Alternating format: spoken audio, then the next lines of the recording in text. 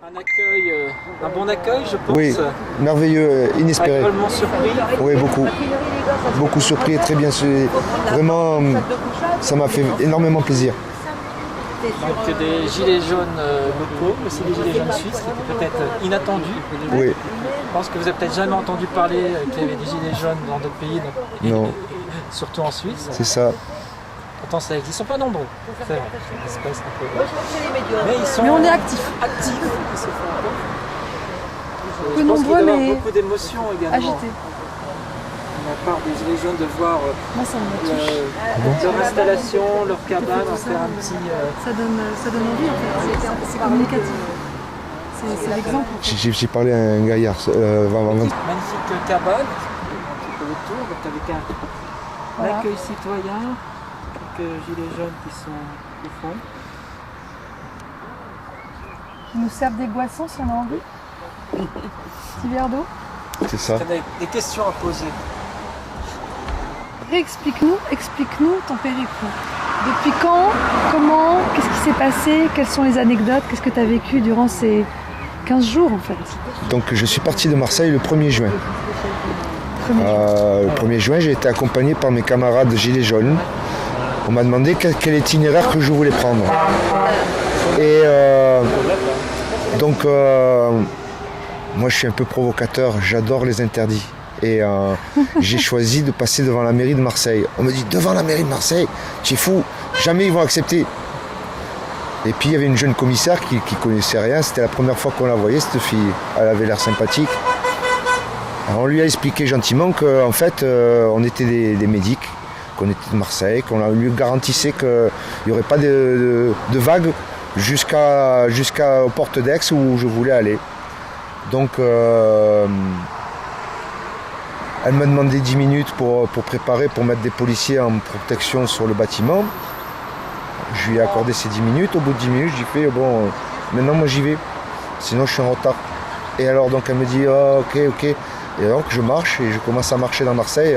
Médic en colère, médic en colère. Et puis on passe devant la mairie. Et alors, le premier réaction ? Non, mais tranquille, on est passé tranquille, ça s'est super bien passé. Et puis donc au bout d'un moment, donc on fait le tour. J'ai dit on va passer derrière, on va passer comme ça. On a fait le tour, on a tourné autour de la mairie. Voilà.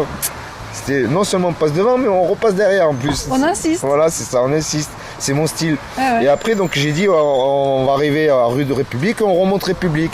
Et en fait, si on remontait République, ça nous envoyait vers les terrasses du port, qui est encore un des endroits interdits.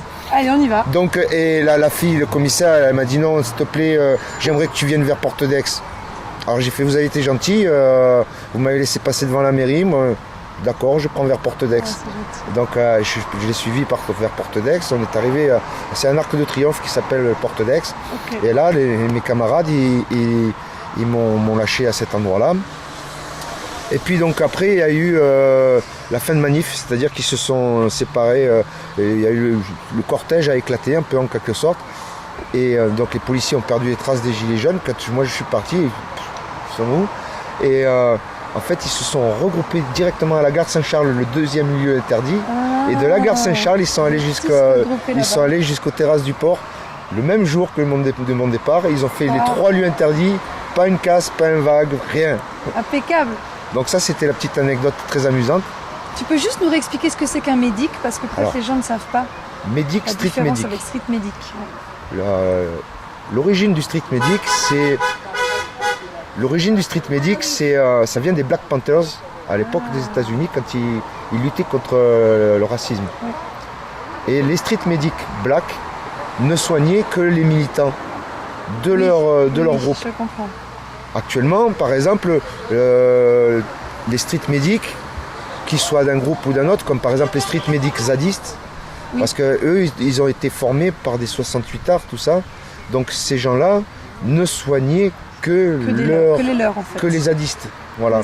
Les street medics black bloc s'occupent principalement et surtout que des black blocs, ainsi de suite. Chaque groupe, les antifas, défendent leur camp. En fait. Voilà, chacun, ne c'est pas qu'ils défendent leur camp, c'est qu'ils soignent leurs soldats. Leurs blessés. Leurs soldats.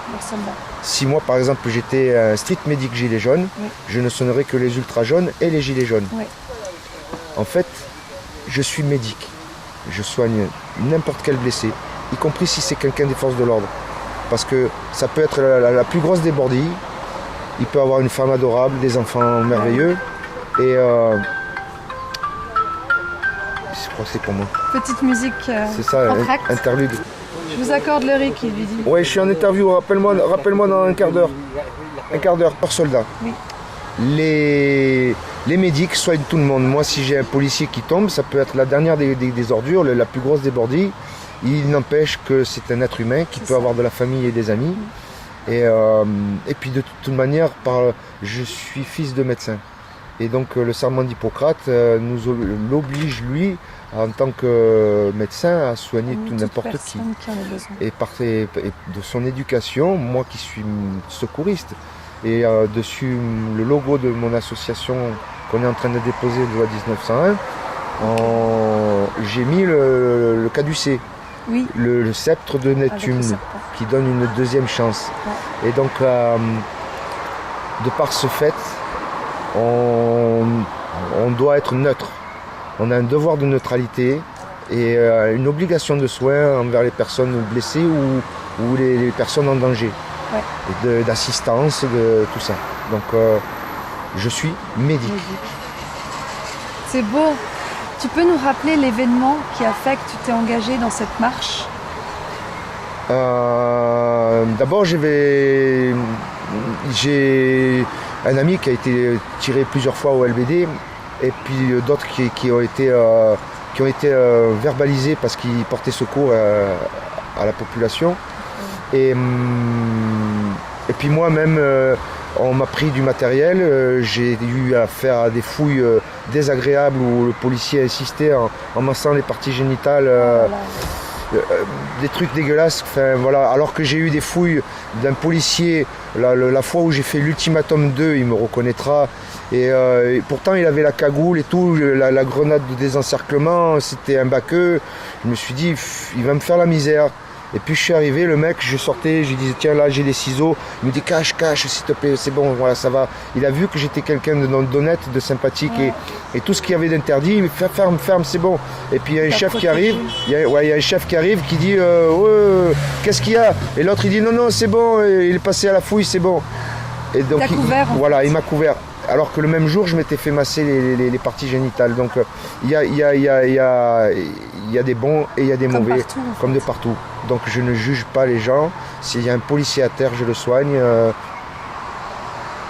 Et donc moi, quand j'ai vu l'arrogance de certains, la violence qu'ils ont envers les secouristes, qui sont quand même des citoyens, qui sont volontaires pour porter secours aux autres, j'ai dit il faut qu'on fasse quelque chose.